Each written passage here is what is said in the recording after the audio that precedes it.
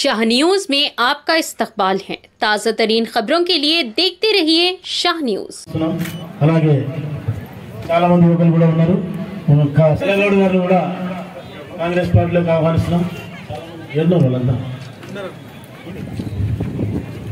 నా నేనే చేతి వస్తుందన్న సగం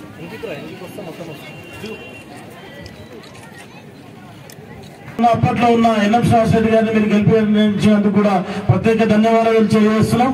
అలాగే ఇప్పుడు జరగబోయే మే 13న జరగబోయే ఎంపీ ఎలక్షన్ లో మన వంశీ చంద్రరెడ్డి గారిని మనం అందరం కూడా ఆశీర్వదించాలి।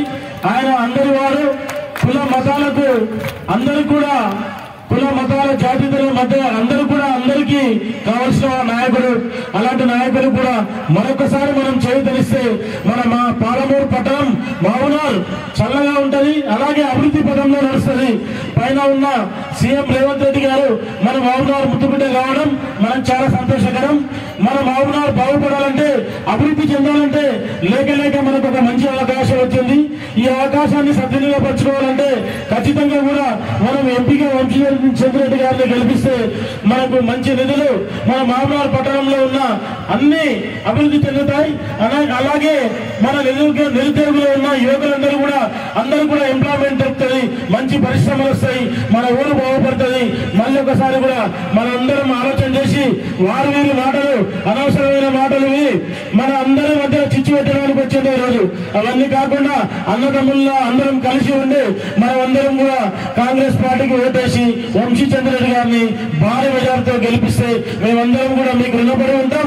ఖచ్చితంగా కూడా పాలమూరు పట్టణాన్ని అభివృద్ధి పథంలో నడిపించడానికి కూడా మేము కూడా దానికి మీ అందరి సహకారంతో ముందుకెళ్తామని కోరుకుంటూ ముగిస్తున్నాం। ఓటు హక్కు వినియోగించుకోవాలని మిమ్మల్ని అందరినీ కూడా నేను ఇవాళ కోరడం జరుగుతున్నది। ఇంకా ఎక్కువసేపు మాట్లాడకుండా నేను ముగించే ముందు ఒక్కటే విషయము మిమ్మల్ని అందరినీ కోరేది, ఇక్కడ ఉన్నటువంటి కాలనీలో వారి వారి గృహాలను చేయడానికే రాజకీయాలు ఇవే కాదు, మీకందరికీ 500 రూపాయలకు సిలిండర్ రావాలన్నా, 10 లక్షల రూపాయల ఆరోగ్యశ్రీ పథకం రావాలన్నా, మీకందరికీ 2 లక్షల రూపాయల రైతు రుణమాఫీ, మీకందరికీ అన్ని పథకాలు రావాలన్నా, 4000 రూపాయల పెన్షన్ గాని ఇతర పథకాలు, మన పిల్లలకు ఉద్యోగాలు, మన పిల్లలకు చదువులు ఇవన్నీ కావాలన్నా కాంగ్రెస్ పార్టీ వాళ్ళనే సాధ్యమవుతుందనే విషయాన్ని తెలియజేస్తూ ఇవాళ మరి ఇంకొక ముఖ్యమైన విషయం, మన జిల్లా వ్యక్తి మన పాలమూరు ముద్దుబిడ్డ రేవంత్ రెడ్డి గారు ముఖ్యమంత్రిగా ఉన్న సందర్భంగా రేవంత్ రెడ్డి గారు కసితోటి మన జిల్లాని అభివృద్ధి పదంలోకి నడిపించుకోవడానికి ప్రయత్నం చేస్తున్నాడు। ఆ వ్యక్తిని ఇబ్బంది పెట్టాలని, మన జిల్లా అభివృద్ధి కోసం సర్వశక్తులు ఒడ్డుతున్నటువంటి రేవంత్ రెడ్డి గారిని బలహీనపరచాలని కొంతమంది ఏ నాయకులైతే ఏ పెద్ద నాయకులైతే గత 10 ఏళ్లు రాష్ట్రంలో కేంద్రంలో అధికారంలో ఉండి కూడా మన జిల్లాకి ఏం చేయనటువంటి నాయకులు ఇవాళ మన జిల్లా అభివృద్ధి పదంలో నడుస్తుంటే ఓర్వలేక మన కోసం తాపత్రయం పడుతున్నటువంటి రేవంత్ రెడ్డిని బలహీనపరిచే కుట్రలు చేస్తున్నారనే విషయాన్ని మీరందరూ గమనించాలి।